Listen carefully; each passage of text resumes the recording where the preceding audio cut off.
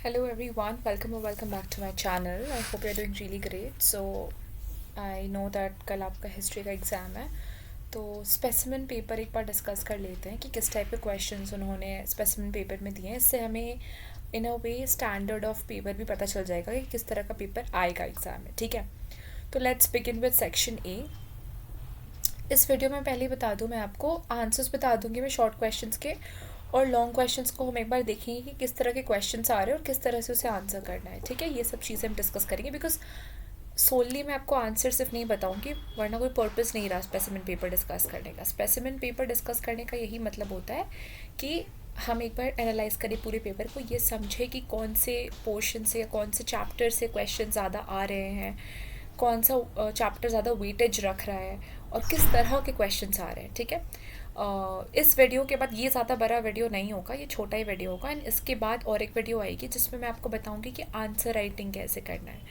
तो हम कुछ क्वेश्चंस को लेंगे और उससे मैं बताऊंगी कि किस तरह से आपको एक आंसर करना है. Alright, so let's begin. Okay, so section A ये आपका 16 मार्क्स का होता है. क्वेश्चन नंबर 1 हम देख रहे हैं. पहला क्वेश्चन है, द ऑल इंडिया किसान सभा was formed by the socialist and the communist to fulfill their need for one central peasant organization. State any other purpose for the formation of this organization. तो जब हमने all India किसान सभा के बारे में पढ़ा था तो हमने ये चीज़ पढ़ी थी, राइट, कि जो भी लेबर्स हैं उनको, जो भी पीजेंट्स हैं उनको जो लैंड्स नहीं मिल रही है, वाई, बिकॉज ज़मींदारी सिस्टम चल रही थी, तो उसे भी अबॉलिश कराना है. तो सबसे मेन और सबसे मेजर रीज़न तो यही हो गया कि ज़मींदारी सिस्टम को भी एबॉलिश कराने की बात हो रही थी ताकि जो लेबर्स हैं उनको इक्वली लैंड मिल सके. सो यहाँ पे आप वही आंसर लिख सकते हो, है ना. तो this is how you can write the answer. Second question is, give any one reason to show that Cripps mission challenged the idea of a single and indivisible nation. अब जब मैंने आपको क्रिप्स मिशन पढ़ाया था तभी मैंने आपको ये चीज़ बोली थी कि वो जो है डोमिनियन स्टेटस प्रोवाइड करना चाह रहा है इंडिया को, और एक तरह से इंडिया को काफ़ी इंडिपेंडेंट स्टेट्स में डिवाइड करना चाह रहा था, है ना. तो वो फुल इंडिपेंडेंस ग्रांट नहीं कर रहा था. कौन? Britishers was were not ready to grant full independence to India. सो वही है, डोमिनियन स्टेटस देना चाह रहे थे. तो इसीलिए ये जो idea of a single and indivisible nation है, एक तो एक इंडिपेंडेंट नेशन भी नहीं का आइडिया भी इसमें नहीं दिया गया था. ऑल्सो क्रिप्स मिशन में ये चीज़ भी लिखी गई थी कि बहुत सारे इंडिविजुअल नेशंस को वो बनाएंगे जिनके पास कुछ पावर्स होगी, जिनके पास कुछ पावर्स होगी, ऐसा. तो एक ही कंट्री के अंदर बहुत सारे पार्ट्स होंगे, बहुत सारे विथ इंडिविजुअल पावर्स. तो ये चीज़ क्रिप्स मिशन में था, which was not good. It was not upright for a single and indivisible nation. ठीक है. The parliamentary forces created in Hyderabad in 1946 to 47 were known as. Now मैं आपको एक चीज़ बता दूँ, इसको आप रट लो.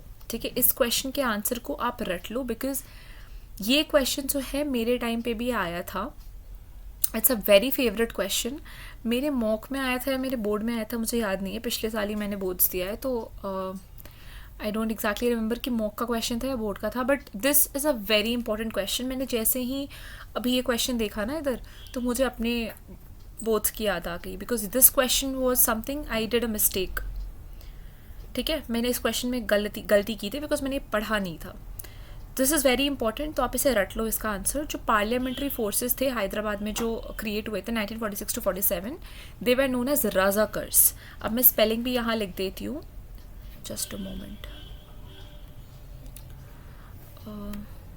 Give me 1 second. Okay.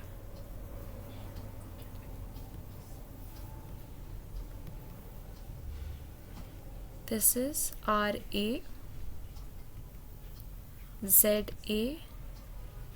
Sorry.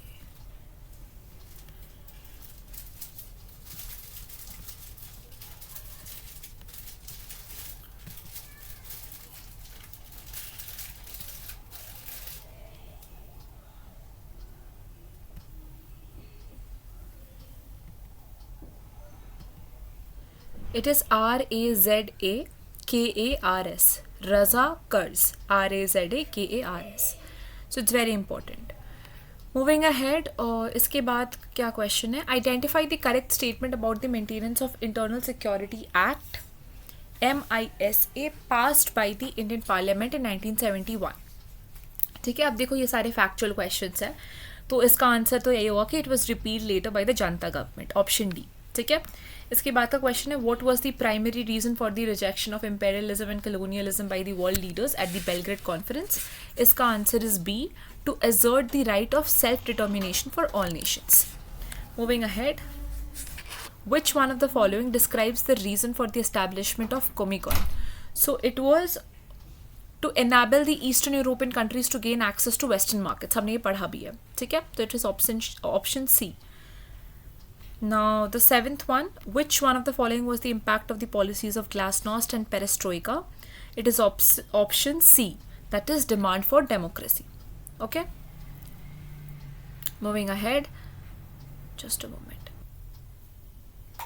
Okay, so assertion and reason वाले question. So मेरे टाइम पे assertion and reason वाला question as such बोर्ड में आया नहीं था, but you are getting it. So मैं पहले बता दूँ assertion क्या होता है. assertion मतलब कोई भी आपको एक statement दे दी जाएगी और बोला जाएगा कि ये आपको find out करना है कि whether that's true, क्या वो सही है या क्या वो गलत है. ठीक है, तो यहाँ पे assertion क्या दिया हुआ है? assertion ये दिया हुआ है कि Hitler's invasion of Poland became a cause of worry for Britain and France. ये assertion है. और रीज़न क्या दिया गया है? The security. अब ये assertion दे दिया गया है और बोला गया है इसका रीज़न ये है कि the security of Poland's borders were guaranteed by Britain and France. तो assertion में आपको एक चीज़ बोल दी जाएगी और रीज़न में आपको ये बोला जाएगा कि वो assertion क्यों हुई है. हमने मान लो मैंने कोई एक पर्टिकुलर चीज़ बोली कि राम मैंगो खा रहा था, ठीक है, और वो मैं इसलिए बोल रही हूँ क्योंकि रीज़न मैं ये दे रही हूँ कि क्योंकि मैंने देखा था उसे रिया के साथ आम खाते हुए. ठीक है, ये मेरा रीज़न है. तो अब आपको क्या फाइंड करना है कि क्या assertion सही है और रीज़न गलत है, या क्या रीज़न सही है और assertion गलत है, या क्या दोनों ही सही है या क्या दोनों ही गलत है. ठीक है, तो इस केस में what will be the answer? You tell me. Giving you थोड़ा सा time, just tell me what will be the answer. Okay. So इसका आंसर होगा B. Both assertion and reason are correct, but reason is not the correct explanation for assertion. इसका क्या मतलब हुआ कि assertion भी सही है, reason भी सही है, दोनों अपने अपने जगह पे सही है, but ये जो assertion की गई है उसके लिए जो reason दिया गया है वो सही नहीं है. reason independently सही है, assertion भी independently सही है, but ये दोनों एक दूसरे के साथ interlinked way में सही नहीं है. ठीक है, Moving ahead, give any one reason to show how access power where. अच्छा, now इसके बाद से जो है ना, ये सारे आपके questions हैं, आपके बुक के ही questions हैं. ठीक है, तो हम बस ये देखेंगे कि कौन सा पार्ट या कौन सा चैप्टर ज़्यादा वेटेज होल्ड कर रहा है. ठीक है, axis powers, allied powers, second world war. मैं पहले बता दूँ, second world war is a very important thing chapter. आपका मिडिल ईस्ट हो गया, सेकेंड वर्ल्ड वॉर हो गया, कोल्ड वॉर हो गया.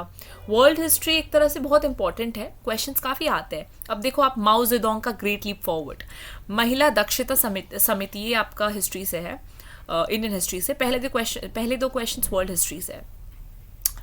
सिग्निफिकेंस, अब देखो जनरल इलेक्शन ऑफ 90, अब इलेक्शन से रिलेटेड जो भी है वो भी बहुत इंपॉर्टेंट है. पहला इलेक्शन जब हुआ था, फिर general election 1967, elections also hold a very important part history में. ठीक है, What were the historic aid documents significant in Naxal movement? अब नक्सल मूवमेंट, सी कुछ चीज़ें बहुत बहुत इंपॉर्टेंट होती है, तो नक्सल मूवमेंट इज़ इम्पॉर्टेंट, तो वहाँ से आपको क्वेश्चन मिला है. ब्लैक अमेरिकन्स और मार्टिन लूथर किंग, ये आपका फिर एपार्थाइड चैप्टर्स है जो कि आपका इसमें है वर्ल्ड हिस्ट्री में. PLO critical of the Oslo peace accord 1993, ये भी आपका मिडिल ईस्ट चैप्टर्स जो वर्ल्ड हिस्ट्री है. फर्स्ट अरब Israel war, mention one effect, ये भी आपका वर्ल्ड हिस्ट्री से. तो अब देख रहे हो वर्ल्ड हिस्ट्री का वेटेज कितना ज़्यादा है, इसीलिए मैंने पहले ना वर्ल्ड हिस्ट्री वाला पार्ट कवर किया था. स्पेशली उसमें जो बहुत बहुत इंपॉर्टेंट चैप्टर्स है जो मैंने कवर किए हैं वो सब बहुत इंपॉर्टेंट है, वहाँ से क्वेश्चंस बहुत आते हैं, कभी कभी कंफ्यूजिंग क्वेश्चंस भी दे देते हैं. तो दैट्स रियली इंपॉर्टेंट कि आप उस चीज़ को अच्छे से करके जाओ. वर्ल्ड हिस्ट्री का वेटेज अच्छा खासा होता है, ठीक है, तो आप उसको एकदम इग्नोर ना करें. अब मैंने अगर कह दिया वर्ल्ड हिस्ट्री का वेटेज अच्छा होता है, इसका मतलब ये नहीं कि इंडियन हिस्ट्री का वेटेज नहीं होता, इंडियन हिस्ट्री का भी वेटेज होता है. ठीक है, discuss Operation Polo with reference to the integration of Hyderabad into the Indian Union. ठीक है, अब देखो न्यूज़ एक्सट्रैक्ट आपको दी गई है, आपको इसकी हेडलाइन पढ़नी है और आपको 4 रीजन देने हैं बिहाइंड द इन्वेजन. अच्छा देखो, given below is a news extract on invasion in India 1962. अब अगर आपको चीज़ें याद होगी, अगर आप डॉट्स को कनेक्ट कर पाओगे तो आप इसका आंसर दे दोगे. Chinese forces keep up offensive threat to, ये Indian troops hold a new line of defence. मतलब क्या चाइनीज ट्रूप्स ने अटैक किया होगा, है ना, चाइनीज फोर्सेस ने अटैक किया होगा. तो उसके रीजंस आपको लिखना है. उसके बाद which war is being referred to. अब आप ये बताओ, ये वाला क्वेश्चन का आंसर आप बताओगे. Yahya yields to Indira ends war, ये किस चीज़ से रिलेटेड है. somersault by general as US hails Delhi move and China keeps out, ये क्या है. 3 clauses of the agreement that was signed at the end of the war. Already यहाँ पे question में ही आंसर लिखा हुआ है. कौन सा वॉर है और कौन से 3 अग्रीमेंट हुए थे, क्या हुआ था. एंड्स वॉर यहाँ पे लिखा हुआ है. Yahya येल्स to Indira ends war, क्या है ये, क्या हो सकता है ये, आप बताओ. इट्स वेरी इजी, अब बताओ क्या है. Censorship of press. जिसने भी मुझे इसका आंसर दिया मैं उसके कमेंट को पिन कर दूंगी. So just answer me. और कल ही आपका एग्जाम है तो you should know the answer. और अगर किसी का आंसर नहीं आया तो ऑब्वियसली मैं आंसर करके खुद ही पिन करूंगी. बट हाँ, आप बताओ क्या है. How did the censorship of press. अब देखो यहाँ पे इंडियन हिस्ट्री का काफ़ी एक मेजर पोर्शन होल्ड करा है. Censorship of press. अब मैं आपको एक चीज़ बता दूँ, इंदिरा गांधी वाला जो चैप्टर है ना, जब इंदिरा गांधी ने नेशनल इमरजेंसी डिक्लेयर किया था, वो बहुत इंपॉर्टेंट है. उसी टाइम पे सेंसरशिप ऑफ प्रेस हुई थी, उसी टाइम पे वो सब कुछ हुआ था. तो वो सब काफ़ी इंपॉर्टेंट चीज़ें हैं, तो उसे आप नेग्लेक्ट तो बिल्कुल ही मत कीजिएगा, ठीक है. Do not neglect that, that's really really important. और वो जो आपका 3 वॉर हुआ था, पाकिस्तान के साथ हुआ था, और वो सारा कुछ यू रिमेंबर 3 इंडियन हिस्ट्री में ही वो है, ठीक है.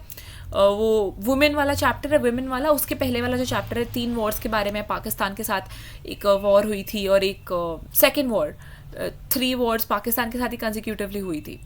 तो I don't exactly remember, but वो बहुत इंपॉर्टेंट है, ठीक है. That's very important. Dowry system के अगेंस्ट. अब देखो, डाउरी सिस्टम एक वो वाला आ ही जाता है बिकॉज आपका एक सेपरेट चैप्टर है इसके ऊपर, फीमेल्स के एट्रॉसिटीज़ के ऊपर and female movements, female rights के ऊपर. तो डाउरी सिस्टम एक बहुत मेजर टॉपिक है, तो यहाँ से भी क्वेश्चंस आने के काफ़ी चांसेस होते हैं.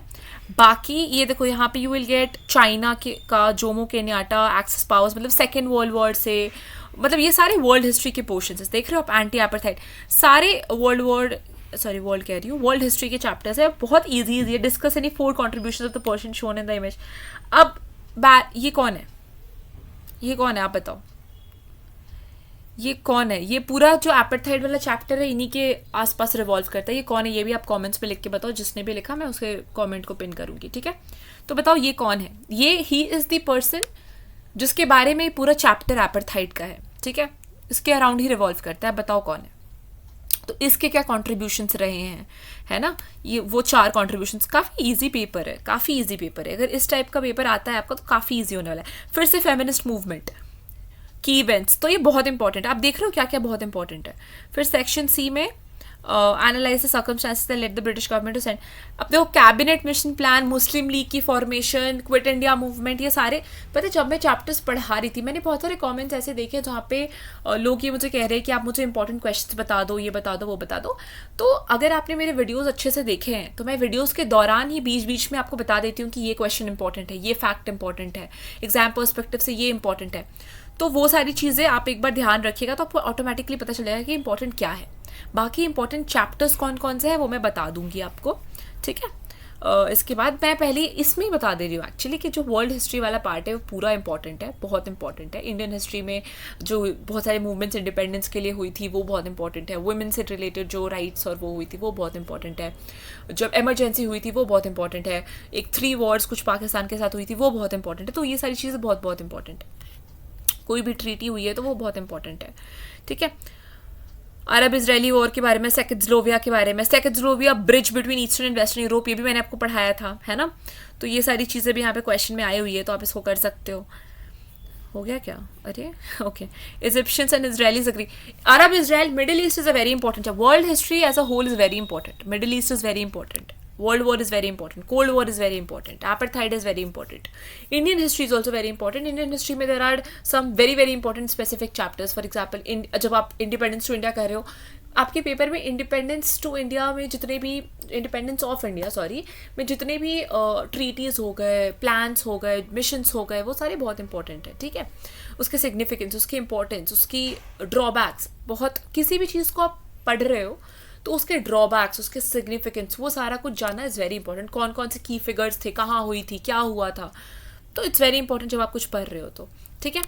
तो I think with this I am done with the discussion of specimen paper. आपको कोई भी दिक्कत या कोई भी प्रॉब्लम हो तो आप मुझे कमेंट्स में भी लिख सकते हो, आप मुझे टेलीग्राम चैनल पे भी मैसेज डाल सकते हो, कुछ भी कर सकते हो।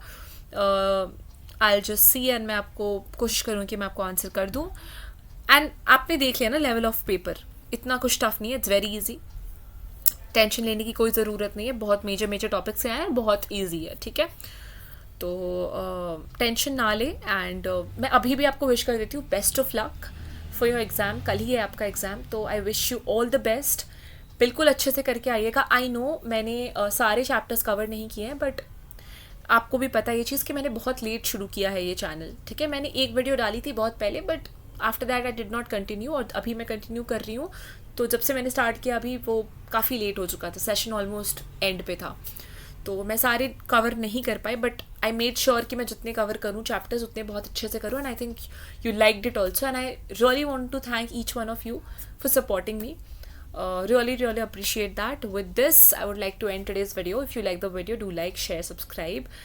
Comments down below how you like the video, and till then, happy reading. Best of luck.